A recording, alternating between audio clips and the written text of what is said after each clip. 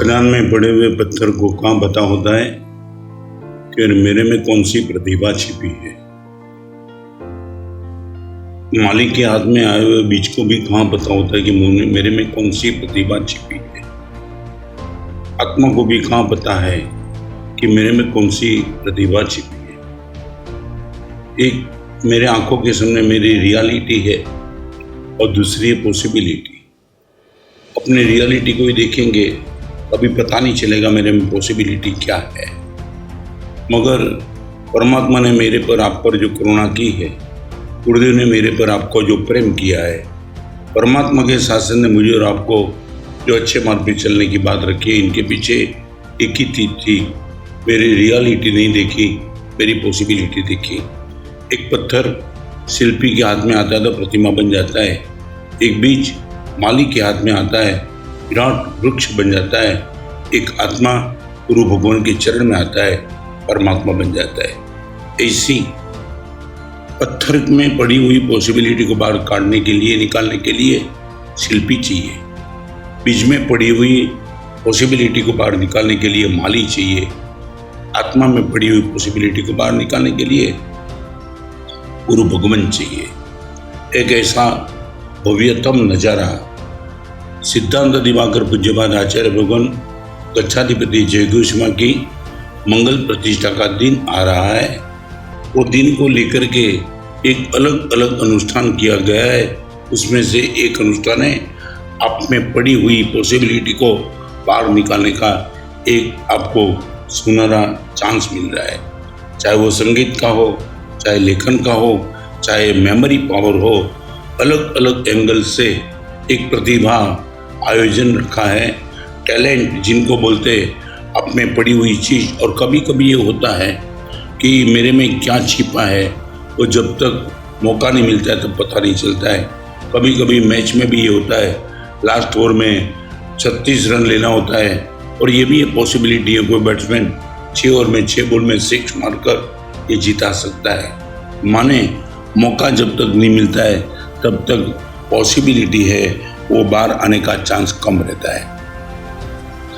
संसार के क्षेत्र में आपकी जो भी पॉसिबिलिटी हो और आपकी रियलिटी को एक और करके वो पॉसिबिलिटी को प्रयास करने का आपका जो भी प्रयास हो, मगर एक अच्छा प्रयास करने का एक अद्भुत मौका अहमदाबाद के क्षेत्र में आ रहा है।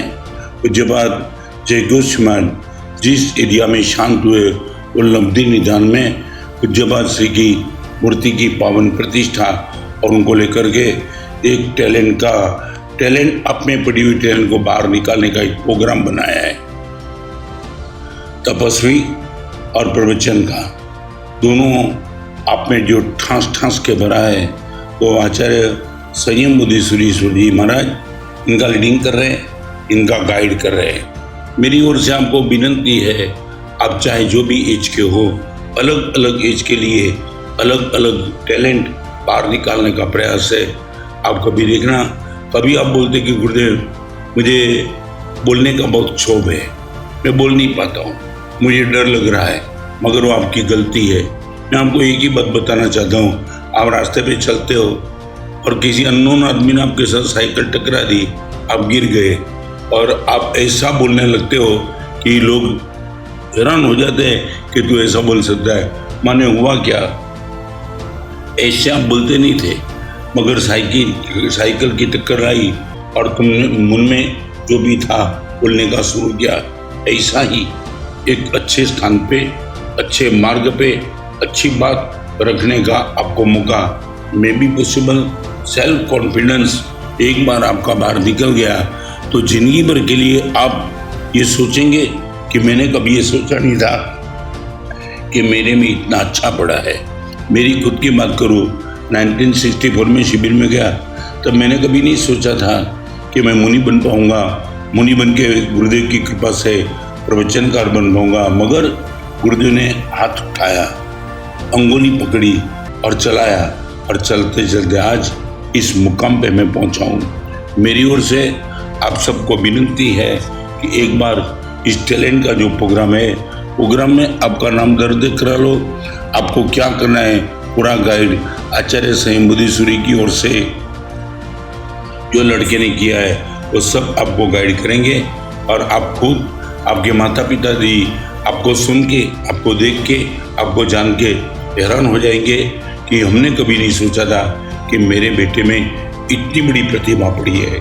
तो मैं निश्चित तौर से कहूँगा, एक बार सिलेक्शन कमेटी जब तक किसी खिलाड़ी को मौका नहीं देता है तब तक खिलाड़ी को भी पता नहीं कि मैं सेंचुरी लगा सकता हूँ, ट्रिपल सेंचुरी लगा सकता हूँ, मगर एक बार मैदान में आने का मौका मिलता है और खिलाड़ी अपनी तमाम ताकत बाहर निकाल देता है।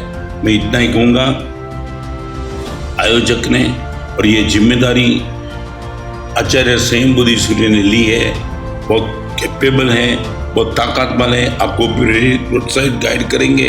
तो मैं इतना कहना चाहूँगा, सिलेक्शन कमेटी सिर्फ 11 को ही पसंद कर सकती है, मगर संयम बुद्धि सूर्य ने आप सबके लिए मैदान खुला रखा है। जितना हो सके उतना जल्दी आपका नाम लिखा दो और आप में पड़ी हुई टैलेंट को पारने का हर संभव प्रयास करो। प्रतिभा, समर्पण। कहीं लोगों के मन में ये प्रश्न उत्पन्न होता होगा कि महोत्सव है गुरु मूर्ति प्रतिष्ठा का, इसके अंदर ये टैलेंट शो का क्या मतलब?